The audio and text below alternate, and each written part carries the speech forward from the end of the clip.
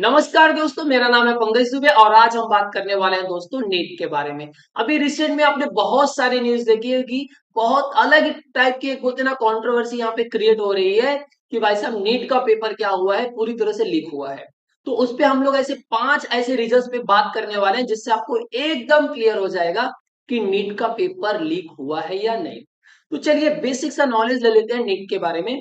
अगर कोई medical student है, उसको एमबीबीएस या बीडीएस या बीएमएस करना है तो उसे नीट का पेपर देना होता है। और ये पेपर जो है 13 लैंग्वेजेस में अराउंड किए कराए जाते हैं। तो जो यहाँ पे कंट्रोवर्सी जो चल रही है, सबसे नंबर वन पे रीजन क्या है भाई साहब, कि पहली बार ऐसा हुआ है कि 67 स्टूडेंट को 720 में से 720 मार्क्स मिल गया दोस्त। ये बहुत बड़ा रीजन जो लोगों को समझ में आ रहा है, एक्सपर्ट्स का बोलना है, जो टीचर्स भी हैं बाकी जो इस पॉइंट पे बोल रहे हैं उनको बोल रहे हैं। सबसे पहली बात तो यही कि भैया कि 67 स्टूडेंट को आपने 720 में से 720 दे दिया, सर क्या फायदा उस चीज का। जो टॉप कॉलेज है, अगर मैं बात कर लूं दिल्ली के एम्स की, वहां पे सीट कितनी है? 46।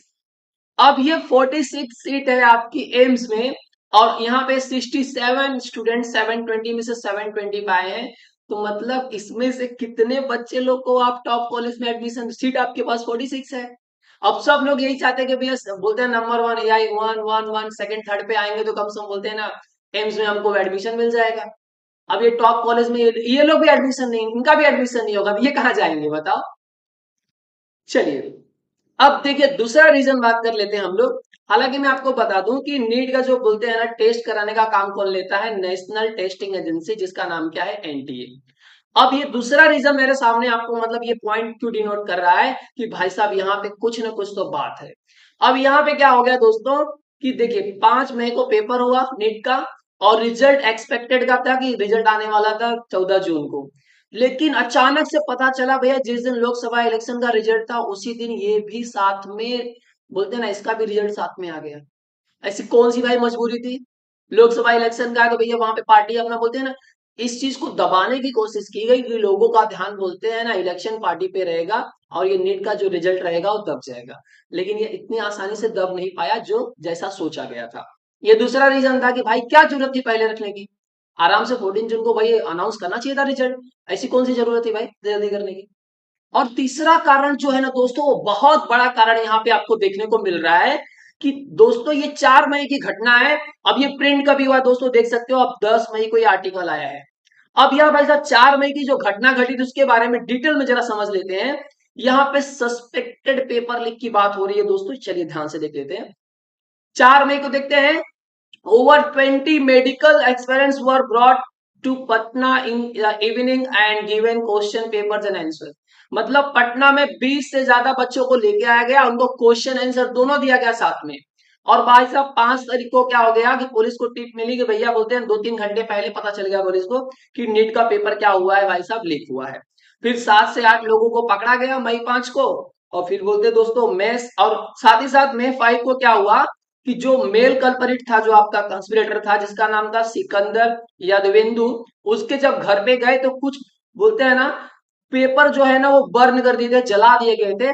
तो उसको क्या किया पुलिस ने, रिकवर किया। अब उसकी जांच चालू है, चेकिंग कर रहे हैं भैया कि मैच खा रहा है कि नहीं खा रहा है। अब क्या गया उसके लिए भैया 13 लोगों को गिरफ्तार किया गया, उनके पेरेंट्स को, एग्जामिन को। अब ये सब घटना चल रही है कि भैया जो आपको पेपर जो दिखाया गया था इन बच्चों को, वो क्या सचमुच में रियल पेपर थे या फेक पेपर थे। अब इस पे इन्वेस्टिगेशन चल रहा है। अब यहाँ पे बोलते हैं ना एक चौथा जो बोलते हैं ना सबसे बड़ा जो कारण यहाँ पे देखने को मिल रहा है कि ऐसा कैसा पॉसिबल है कि 6 स्टूडेंट हैं जिनको 720 मार्क्स मिला, और वो भाई साहब सेम सेंटर, जो सेंटर का नाम क्या था, हरदयाल पब्लिक स्कूल, यहाँ पे इन लोगों का सेंटर आया था। कितने लोगों का?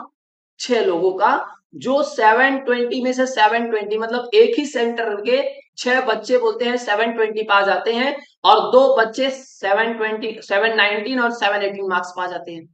तो ये चौथा और पांचवा रीजन बहुत भयंकर हो रहा है कि एक ही सेंटर में 8 बच्चे हैं जिसमें से 6 को मिल गया 720 मार्क्स मिल गए, और 2 स्टूडेंट को, एक को 719 मिला और एक को 718। ऐसा कैसा पॉसिबल है? तो फिर ये क्वेश्चन होता है कि 718 और 719 तो पॉसिबल ही नहीं है। क्यों नहीं पॉसिबल है उसको भी आप समझिए। अब देखिए एक क्वेश्चन कितने मार्क्स का होता है? 4 मार्क्स का। अब टोटल बोलते हैं नीट में कितने क्वेश्चन पूछे जाते हैं, 180 क्वेश्चन, तो 4 से मल्टीप्लाई कर देते हो तो कितना मार्क्स हो गया, 720 मार्क्स हो गया। लेकिन दोस्तों अगर ये समझो कि किसी एक बच्चे ने एक क्वेश्चन नहीं किया, तो उसने एक क्वेश्चन नहीं किया तो 179 क्वेश्चन, और 4 से मल्टीप्लाई कर दिया तो उसको कितना मार्क्स मिलना चाहिए, 716 मार्क्स मिलना चाहिए। और एक सिचुएशन लेते हैं कि 180 में से एक बच्चे ने 179 किया, वो सही थे, तो उसको बोलते हैं ना दोस्तों कितना मिल गया, 716 मार्क्स मिल गया।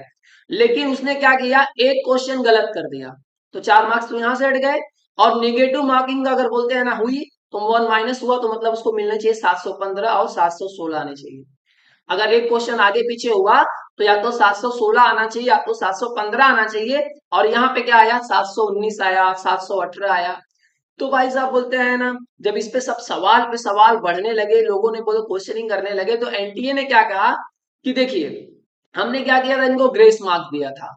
कुछ लोगों को टाइम पे पेपर नहीं मिला था, रॉन्ग क्वेश्चन मिल गया था। मैंने यहाँ पे एक चीज आपको क्लियर नहीं किया, यहाँ पे इन्होंने बताया कि एनसीईआरटी की एक ओल्ड बुक थी और न्यू बुक, तो ओल्ड और न्यू बुक में बोलते ना थोड़ा सा कॉन्सेप्ट क्लियर नहीं था, उसमें कुछ और दिया था, इसमें कुछ और दिया था। तो उसकी वजह से हमने क्या किया, इनको 4 मार्क्स या 5 मार्क्स जो भी बढ़ा करके इन लोगों ने दे दिया। ये तो इसमें रीजन बताया जा रहा है। तो आई होप सभी आप पूरा आप रीजन समझ चुके होंगे कि इसमें कहीं ना कहीं आपको ये देखने को मिल रहा है कि सीधी सी बात है, इसमें कुछ ना कुछ तो झोलझाल है। और अब देखते हैं, ये देखना बहुत ज्यादा महत्वपूर्ण होगा कि सुप्रीम कोर्ट इस पे कौन सा एक्शन लेता है।